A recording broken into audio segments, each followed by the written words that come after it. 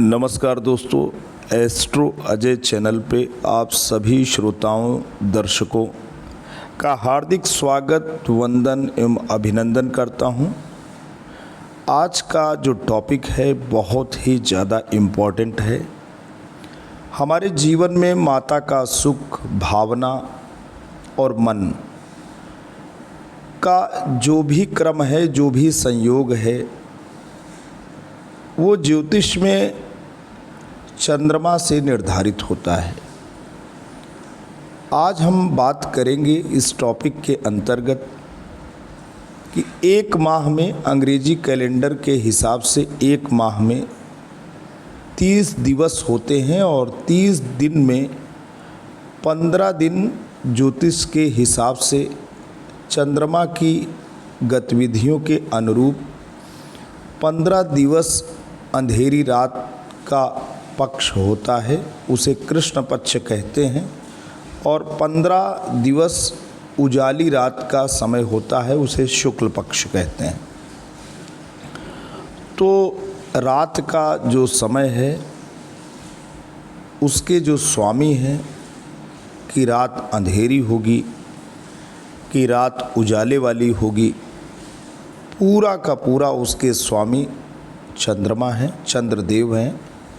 जैसे दिन के में सूरज की प्रथम रश्मियों से ज़िंदगी की भागदौड़ शुरू होती है, वैसे ही रात के समय भले ही हमें ऊर्जा की ज़रूरत है, भले हम दिन भर जो दौड़ भाग करते हैं, थकान के क्षण में हम अपने आप को ऊर्जा से भरपूर करने की कोशिश करते हैं, तो रात का जो समय है प्रकाश से युक्त होगा कि अंधेरे से युक्त होगा, इसका निर्धारण चंद्रमा के आधार पे होता है। जिंदगी में माता का सुख व्यक्ति को प्राप्त होगा या नहीं, भावनात्मक उतार चढ़ाव किस रूप में होगा, मन स्थिर होगा या अस्थिर होगा, व्यक्ति का शरीर का आकार, प्रकार, रूप, रंग कैसा होगा, बहुत कुछ चंद्रमा के आधार पर निर्धारित होता है। तो आइए दोस्तों, बिना देर किए थोड़ा सा जो अल्प ज्ञान है, विभिन्न स्रोतों से इकट्ठा किया हुआ ये ज्ञान है, इसके आधार पे आपको चंद्रमा की महिमा के विषय में, ज्योतिष में इनके महत्व के विषय में आपको बताने की चेष्टा कर रहे हैं। तो कहीं नहीं जाना है, थोड़े समय का ये जो वीडियो है आपको अच्छी जानकारी देगा, ऐसा मेरा मानना है, ऐसा मेरा विश्वास है।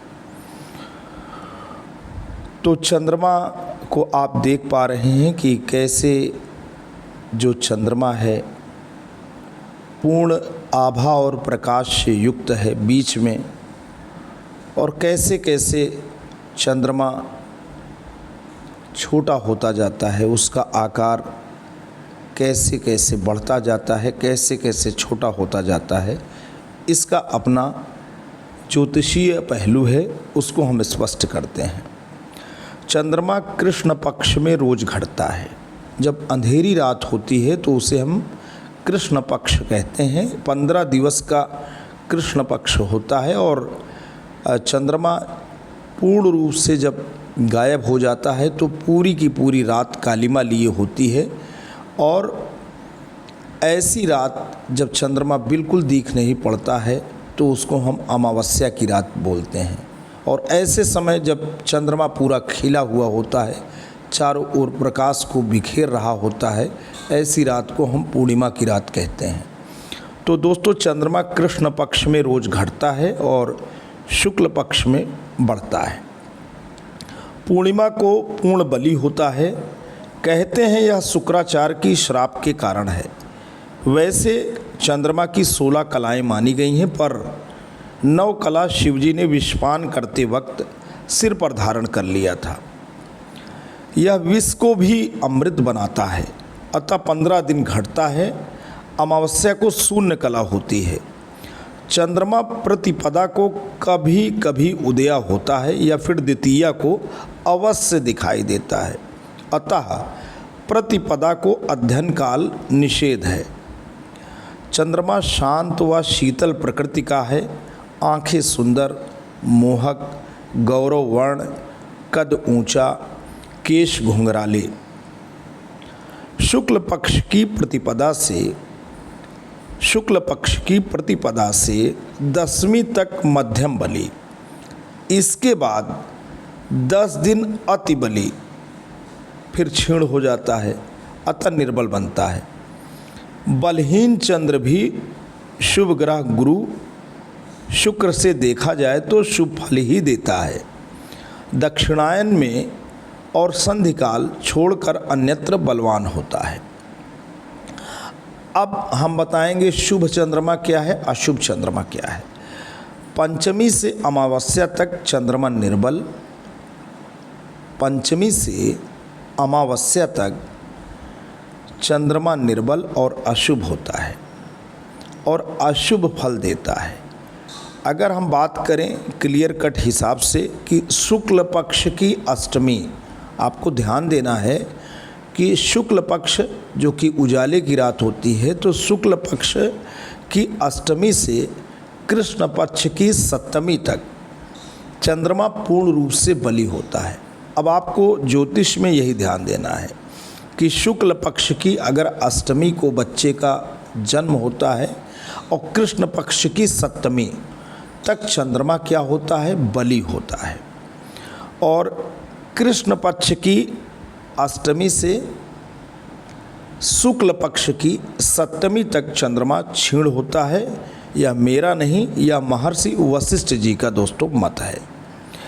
अमावस्या और पूर्णिमा के मध्य के चरण को अमावस्या, यानी जब पूरा का पूरा रात अंधेरी हो गई तो अमावस्या, तो अमावस्या के बाद अंधेरे के बाद उजाला आएगा, तो अमावस्या और पूर्णिमा के मध्य के चरण को शुक्ल पक्ष कहते हैं। अमावस्या के बाद चंद्रमा को कलाएं जब बढ़ती आरंभ हो जाती हैं तब इसे शुक्ल पक्ष कहा जाता है।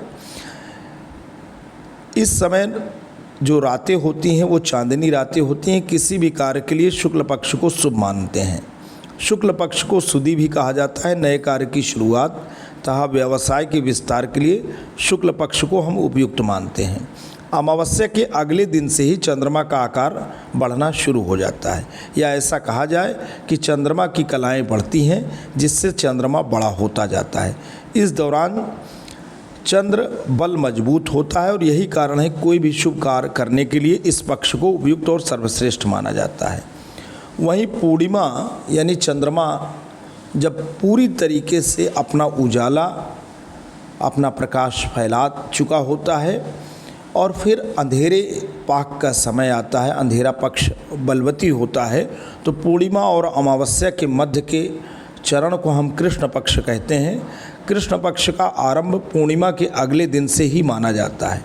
पूर्णिमा के बाद चंद्रमा घटना शुरू हो जाता है या कृष्ण पक्ष होता है।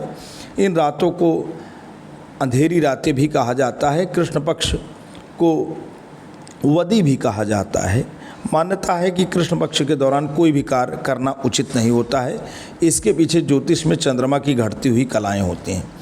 पूर्णिमा के बाद जैसे जैसे दिन आगे बढ़ता है वैसे वैसे चंद्रमा घटता जाता है, यानी चंद्रमा का प्रकाश कमज़ोर होने लगता है। चंद्रमा के आकार और प्रकाश में कमी आने से रातें अंधेरी होने लगती हैं। इस कारण से भी कृष्ण पक्ष को उतना शुभ नहीं माना जाता।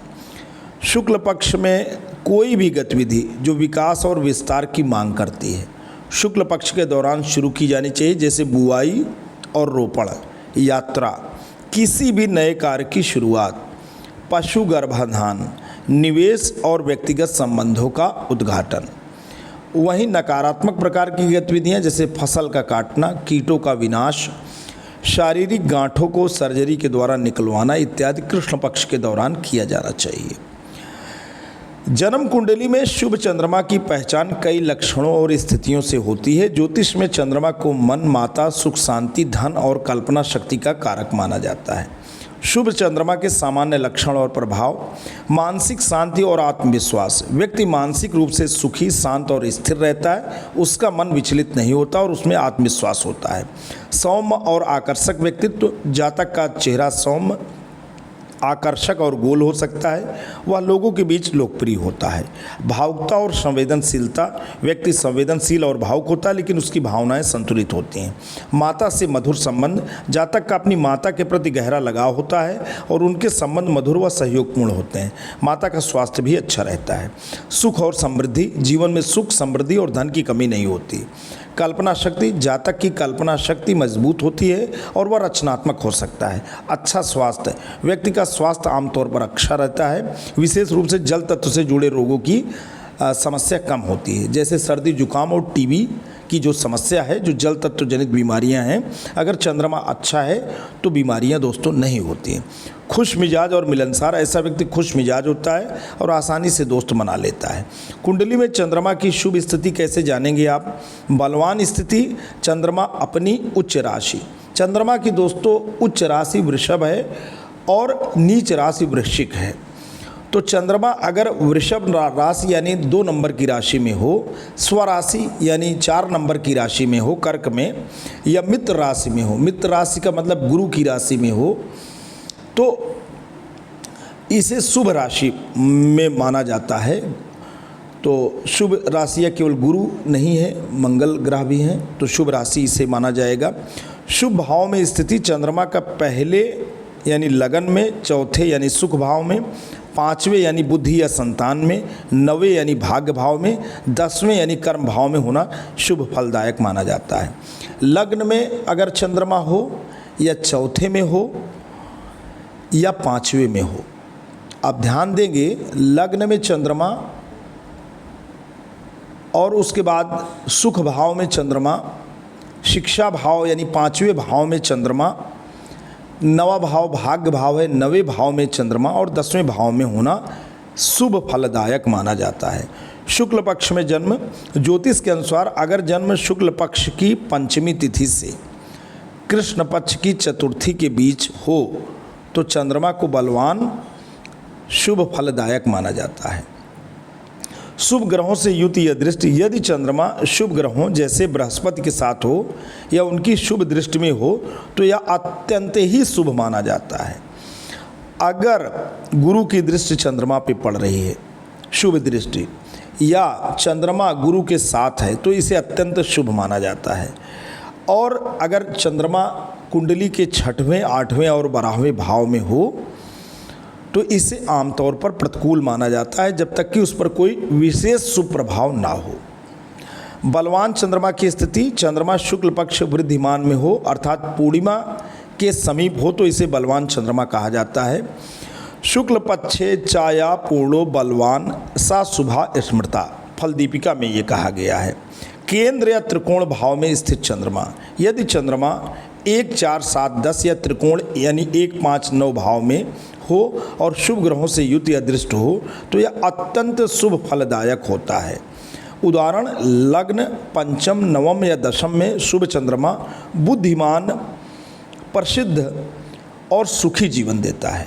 लग्न पंचम, नवम या दशम की बात हो रही है और 1, 4, 7, 10 तो दोस्तों बात हो ही रही है, लेकिन लग्न पंचम और नवम या दशम में चंद्रमा की विशेष स्थिति है। शुभ ग्रहों की युति या दृष्टि तो हमने आपको बता दिया। उच्च या स्वयं की राशि में अगर चंद्रमा हो, वृषभ राशि जिसको हम कहते हैं टैरुस में चंद्रमा उच्च एग्जाल्टेड होता है। कर्क राशि कैंसर में चंद्रमा स्वराशि ओन साइन का होता है। दोष रहित चंद्रमा। यदि चंद्रमा राहु, केतु, शनि या मंगल की दृष्टि युति से मुक्त हो तो शुभ फल देता है। अशुभ दृष्टियों से प्रभावित चंद्रमा कलुषित कहलाता है और मानसिक अशांति देता है। शुभ भावों का स्वामी। यदि चंद्रमा शुभ भाव 1, 4, 5, 9, 10 का स्वामी होकर शुभ भाव में स्थित हो तो वह विशेष रूप से राजयोग देता है। शांत एवं स्थिर चंद्रमा। स्थिर राशियों यानी वृषभ, सिंह, वृश्चिक, कुंभ में चंद्रमा का रहना शुभ माना जाता है क्योंकि इससे मन की स्थिरता बनती है। अस्थिर राशियाँ 1, 4, 7, 10 हैं, चंचल राशियाँ इनको कहते हैं। और जो स्थिर राशियां हैं वृषभ, सिंह, वृश्चिक और कुंभ में चंद्रमा का रहना शुभ माना जाता है। संक्षेप में शुभ चंद्रमा की योग, शुक्ल पक्ष या पूर्णिमा के निकट अगर चंद्रमा है तो मानसिक शांति, लोकप्रियता, आकर्षक व्यक्तित्व। केंद्र या त्रिकोण भाव में अगर चंद्रमा है तो उच्च सामाजिक प्रतिष्ठा। गुरु या शुक्र की अगर दृष्टि चंद्रमा पर पड़ रही तो सुख, सौंदर्य और समृद्धि में वृद्धि। स्वराशि या उच्च राशि में है तो मानसिक संतुलन, प्रसिद्ध मानसिक सुख। अशुभ दृष्टि मुक्त है तो स्वास्थ्य और मनोबल में वृद्धि। तो ये दोस्तों कुछ बातें आपके सामने दिख पा रही हैं और मुझे ऐसा लगता है कि आपको मेरी बताई हुई बातें समझ में आई हैं। अगर समझ में आया है तो एस्ट्रो अजय चैनल को लाइक, शेयर और सब्सक्राइब करें। जल्द आपके समक्ष एक नए वीडियो के साथ पुनः हाजिर होंगे। तब तक के लिए जय हिंद, वंदे मातरम।